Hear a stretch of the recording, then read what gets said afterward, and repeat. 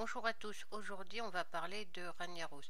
Ragnaros était le puissant seigneur du feu, maître des élémentaires de feu, lieutenant des dieux très anciens. Il affronta les titans avant d'être enfermé dans le plan élémentaire. Après avoir été captif pendant des millénaires, Ragnaros fut invoqué involontairement par le Tan sorcier Torisan en Azeroth. Pendant des siècles, il fit des sombres fers ses serviteurs qu'il commanda depuis le cœur du magma avant d'être vaincu et renvoyé vers le plan élémentaire. Lors du cataclysme provoqué par Eldemort, la barrière entre Azeroth et le plan élémentaire se retrouva fragilisée, permettant ainsi son retour dans le monde. Il tenta de brûler l'arbre-monde du mont Ijal, mais dut faire face à ses défenseurs qui le pourchassaient jusqu'à son royaume des terres de feu et qui l'éliminèrent définitivement. Au commencement d'Azeroth, Ragnaros faisait partie des 4 seigneurs élémentaires. Les éléments dominaient alors la planète dans une parfaite harmonie. Cependant, le titan en gestation dans la planète consommait le chi, l'énergie qui assurait l'équilibre entre les puissances élémentaires. La diminution déséquilibra les rapports entre les éléments et sema le chaos entre eux. Ainsi, les 4 seigneurs élémentaires, régnant chacun sur des éléments inférieurs, forgèrent leur armée et s'affrontèrent les uns les autres sur Azeroth. Le seigneur du feu Ragnaros utilisa la force brute pour aligner ses ennemis. Il ne désirait rien de plus que de faire bouillir les mers et d'étouffer les cieux dans les braises et la poussière. Partout où il passait, des volcans émergeaient, crachant des rivières de lave. Les autres seigneurs finirent par lui vouer, plus qu'à aucun autre, une véritable haine pour la dévastation qu'il semait et l'imprudence de ses attaques. Pendant des millénaires, Ragnaros affronta les autres seigneurs pour la domination d'Azeroth. Lorsque les dieux très anciens arrivèrent sur Azeroth, ils y établirent leur empire. Les éléments sentirent immédiatement la menace que cela représentait pour eux. Pour la première fois depuis longtemps, les seigneurs élémentaires forgèrent entre eux une alliance contre les empires des seigneurs très anciens. Les féroces serviteurs de Ragnaros s'allièrent aux tempêtes d'Alakir, créant des tempêtes ardentes et des ouragans de flammes qui réduisaient en cendres les citadelles des dieux très anciens. Au cours du conflit, Ragnaros affrontera Mithrak. Malgré leur succès, les élémentaires ne purent rivaliser contre les armées déferlantes des Akirs et des Sans-Visages et finirent par être asservis par leur maître. Quand les titans arrivèrent sur Azeroth pour affronter l'Empire Noir, les dieux très anciens firent appel aux plus puissants de leurs lieutenants, les seigneurs élémentaires qu'ils avaient mis sous leur contrôle. Ragnaros dut combattre pendant des semaines les gardiens Tyr et Odin. Cependant, la constitution métallique des deux forgés par les titans les protégea des flammes du seigneur du feu. Finalement, les gardiens parvinrent à retrancher Ragnaros et ses troupes dans un recoin volcanique d'Azeroth avant de le vaincre. Le seigneur du feu et ses serviteurs furent alors bannis dans un territoire incandescent du plan élémentaire qui serait connu sous le nom des terres de feu. Au cœur du plan élémentaire, une lutte fratricide qui dura 5 millénaires et connue sous le nom de fracture élémentaire éclata. Au cours de ce conflit, Ragnaros, aidé par ses lieutenants, prit en embuscade Toréan et lui porta un coup fatal avec Sulfuras.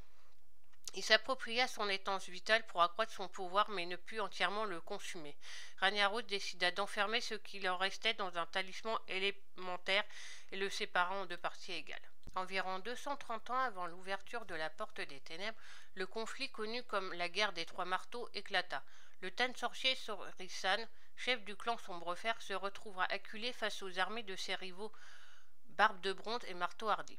Risquant le tout pour sauver son peuple, il décida avec 7 de ses plus fidèles mages de puiser dans l'énergie incendiaire présente dans les entrailles du monde pour s'en servir comme arme.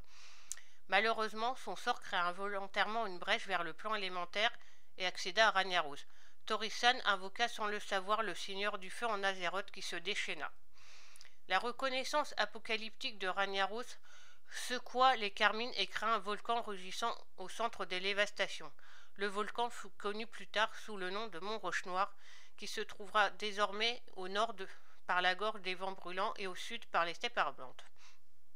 Torisan et ses mages furent tués par les fosses qu'ils avaient déchaînées et les survivants du clan Sombrefer furent réduits en esclavage par Ragnaros et ses élémentaires.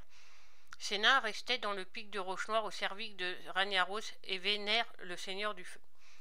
Témoins de l'horrible dévastation et des flammes qui s'échappaient des montagnes du sud, les autres Tans, Barbe de Bronze et Marteau Hardy, arrêtèrent les armées et retournèrent en hâte vers leur royaume, ne voulant pas affronter la colère de Ragnaros. Le seigneur du feu demeura depuis lors dans les tréfonds du mont Roche-Noir, connu sous le nom du cœur du magma. Peu de temps après son émergence en Azeroth, Ragnaros découvrit qu'un tauren chaman du cercle terrestre s'était retrouvé involontairement prisonnier dans les entrailles d'Azeroth. Il le nourrit de son pouvoir jusqu'à faire de lui un élémentaire de feu à l'apparence d'un tauren. Des siècles après, Ragnaros réveilla Sota et lui ordonna d'anéantir le terrestre et de répandre le chaos en son nom. Après que Ragnaros et ses serviteurs se soient installés dans le cœur du magma, le seigneur Rokor, lassé des manigances des autres élémentaires, irrita volontairement Ragnaros. Le seigneur du feu, ignorant sa manœuvre, décida de le punir en expulsant du cœur du magma et lui ordonna de garder les profondeurs roches noires. Durant des années, Ragnaros résidait au cœur du volcan d'Azeroth, forgeant des armées à son service pour brûler et dévaster Azeroth et ainsi la réclamer sienne. Tandis que les terres de feu restaient en lutte face aux autres éléments, Ragnaros, assisté de ses serviteurs nains, prit le contrôle des profondeurs du mont Roche-Noir. Il se retrouva cependant confronté aux prétentions de Nefarian. Le dragon noir, fils d'Eldemort, avait pris possession du sommet du mont Roche-Noir. Avec ses armées d'orques dirigées par Reine-Main Noire, Nefarian constatait la suprématie sur le volcan à Ragnaros sans qu'aucun d'eux ne prenne l'ascendant sur l'autre. Finalement, Ragnaros a découvert le secret permettant de créer la vie à partir de la pierre et projetait de construire une armée de golems invincibles pour l'aider à conquérir le mont Roche-Noir tout entier. Il avait d'ailleurs envoyé l'ambassadeur Infernus enquêter dans les ruines d'Uldaman sur les secrets de la vie que les titans avaient laissés sur place.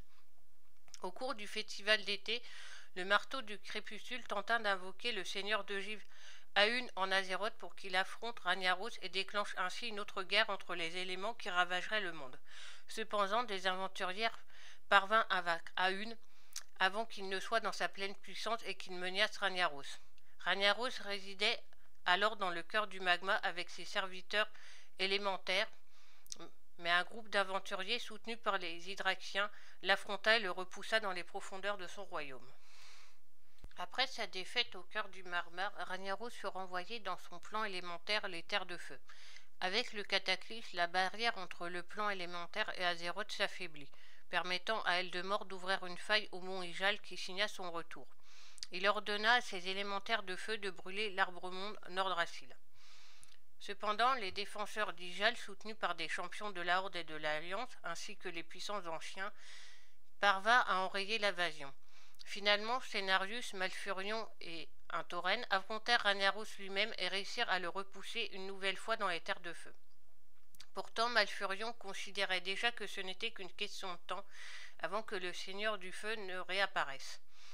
Amul, totem runique, expliqua que la seule façon de le vaincre à jamais était de l'affronter directement dans son plan élémentaire des Terres de Feu et partit en discuter avec les dirigeants de la Horde et de l'Alliance. Alors que Thrall tentait de communier sans succès avec les élémentaires pour les apaiser, Ragnaros apparut. Le seigneur du feu donna au chaman la vision de ses sombres projets, révélant la puissance de ses armées dans les terres de feu, ainsi que son intention de brûler Azeroth dans les flammes à l'approche de l'heure du crépuscule. Sa menace proférée, Ragnaros abandonna Thrall, perturbé par les visions qu'il avait vues. Soucieux de cette alerte, le chaman se rendit avec les membres du cercle terrestre au mont Ijal. Les forces présentes sur place décidèrent de prendre les devants et de passer directement à l'offensive dans les terres de feu, s'organisant sous le nom des Vengeurs d'Ijal. Face à eux, les plus fidèles serviteurs de Ragnaros les attendaient. Le Seigneur du Feu découvrait également un nouvel allié puissant en la personne de Fandral Forteramur. Ce dernier lui accorda le pouvoir des flammes et fit de lui son nouveau chambellan. Un à un, les lieutenants de Ragnaros tombèrent sous les coups des assistants, et bientôt le Seigneur du Feu dut leur faire face. Usant de toutes leurs ressources, les héros poussèrent Ragnaros dans ses derniers retranchements et, proche de la mort, celui-ci tenta d'échapper à la sentence. C'est alors que Cenarius, Malfurion et Amul, totem runique, intervinrent pour extirper le Seigneur du Feu de son bassin de lave et l'empêcher de fuir à nouveau.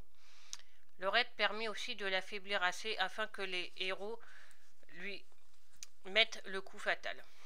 Ainsi, l'antique élémentaire primordial du feu, roi de tout brasier, périt définitivement. Sa mort laissa le chaos généralisé dans des terres de feu, les élémentaires de feu s'affrontant les uns des autres pour réclamer ses successions. Les chamans du siècle scénarien s'accordent pour garder un œil sur les évolutions futures de ce plan élémentaire.